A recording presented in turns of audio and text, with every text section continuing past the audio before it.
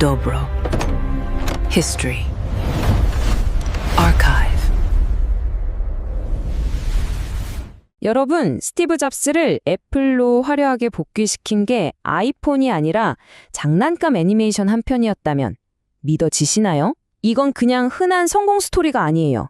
토이스토리가 잡스한테 단순한 부업이 아니라 그의 모든 걸 건 도박이었고 또 재기의 발판이 됐던 진짜 이야기. 지금부터 한번 제대로 파헤쳐 보겠습니다. 아니, 도대체 어떻게 말하는 장난감들이 나오는 영화가 실리콘밸리의 제왕을 다시 왕좌에 앉힐 수 있었을까요?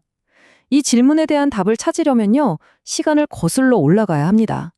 그가 모든 걸 잃고 그야말로 광야를 헤매던 가장 어두웠던 시절로 말이죠. 때는 1985년입니다. 스티브 잡스는 자기가 세운 왕국, 바로 그 애플에서 쫓겨나는 신세가 됩니다. 본인이 직접 데려왔던 CEO 존 스컬리와의 권력 다툼에서 처참하게 져버린 거죠. 한순간에 모든 걸 잃고 실리콘밸리의 아이콘은 그렇게 쓸쓸하게 광야로 내몰렸습니다. 쫓겨난 잡스는 두 개의 회사를 차려서 재기를 노렸어요. 하나는 넥스트. 이건 애플을 향한 논리적인 복수 같은 거였죠. 무려 9,999달러짜리 초고성능 컴퓨터를 만들어서 내 기술적 비전이 옳았어. 이걸 세상에 증명하고 싶어 했어요. 그리고 다른 하나가 바로 픽사인데 이건 좀 우연한 발견에 가까웠습니다.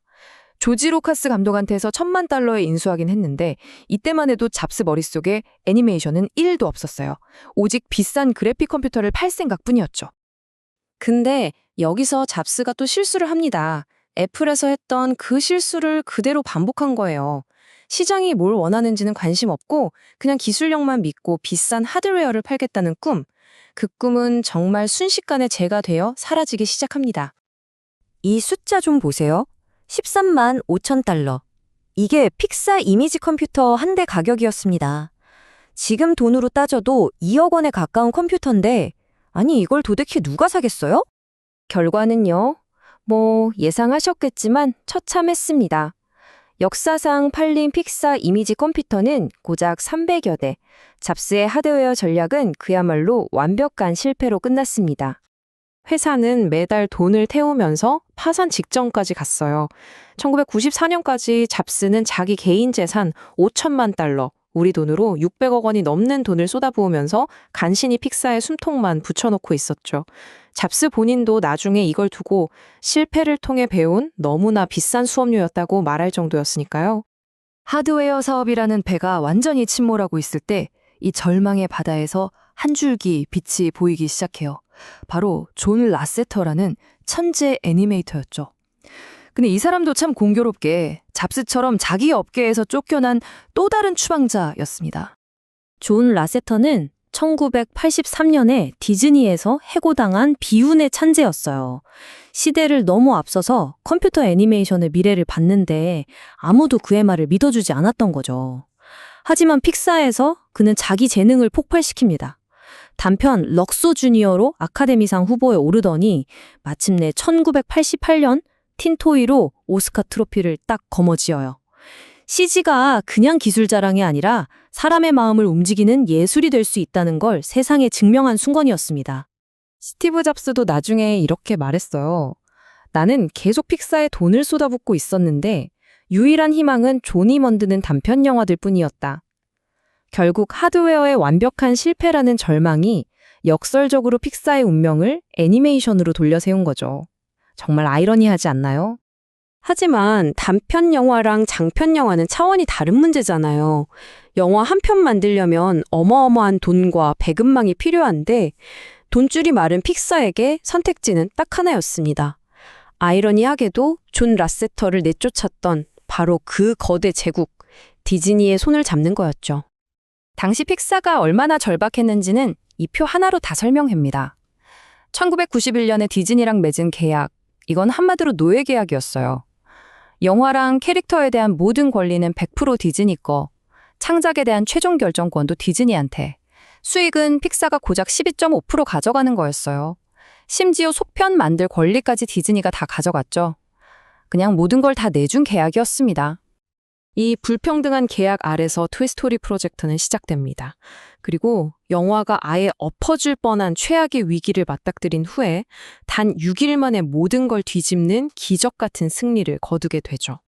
운명의 날은 1993년 11월 19일 픽사 역사에 블랙 프라이데이라고 기록된 바로 그날입니다.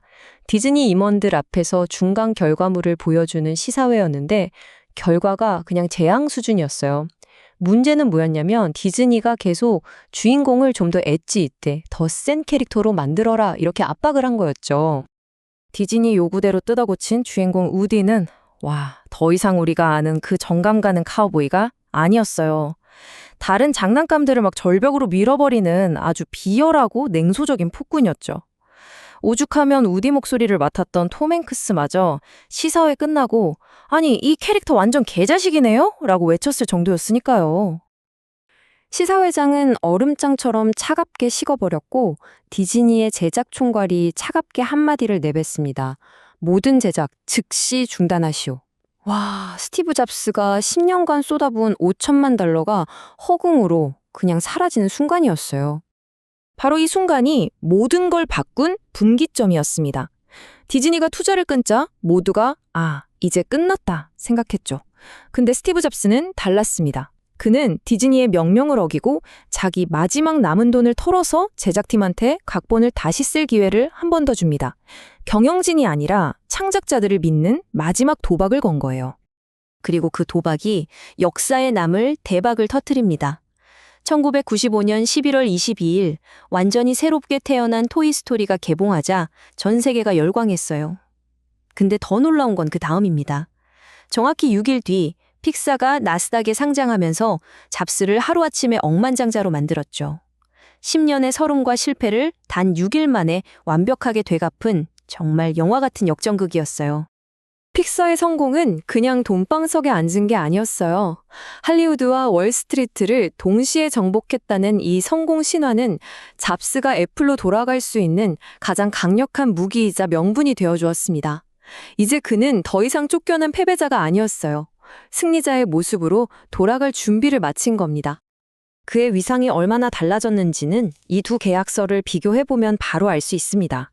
왼쪽은 모든 걸 내줘야 했던 1991년의 그 굴욕적인 계약서. 오른쪽은 토이스토리 성공 직후인 1997년에 맺은 새로운 계약서입니다. 모든 비용과 수익, 그리고 브랜드 이름까지 동등하게 50대 50으로 나누는 완벽하게 대등한 파트너십이었죠. 힘의 균형이 완전히 바뀐 겁니다. 잡스가 이렇게 화려하게 부활하는 동안 반대로 그의 친정 애플은 $10억 손실을 기록하면서 침몰 직전이었어요. 결국 1996년 12월 다급해진 애플이 잡스의 넥스트를 $4억 2,900만 인수하면서 제발 돌아와달라고 손을 내밉니다. 그리고 1997년 잡스는 고문을 거쳐서 마침내 임시 CEO로 복귀하며 잃어버렸던 왕좌를 되찾죠. 사실 애플이 산 건 넥스트의 기술이 아니었던 거예요. 할리우드를 정복한 승리자, 스티브 잡스의 비전 그 자체였던 겁니다. 결국 토이스토리의 성공은요, 스티브 잡스가 평생을 바쳐서 추구했던 철학, 바로 기술과 인문학의 교차점이라는 그 신념이 현실에서 완벽하게 증명된 사본기였습니다. 최첨단 3D 그래픽 기술과 시대를 초월해서 사람의 마음을 움직이는 스토리텔링의 힘이 만났을 때 어떤 위대한 일이 벌어지는지를 우리 모두에게 똑똑히 보여준 거죠. 이 놀라운 이야기를 듣고 나니 이런 질문이 남는 것 같습니다. 어쩌면 위대한 혁신이라는 건 치밀하게 잘 짜인 성공 계획이 아니라 모든 걸 잃었다고 생각했던 그 처절한 실패의 잿더미 속에서 오히려 피어나는 건 아닐까요? 이 질문을 한번 곱씹어 보시면서 오늘 이야기는 여기서 마치겠습니다.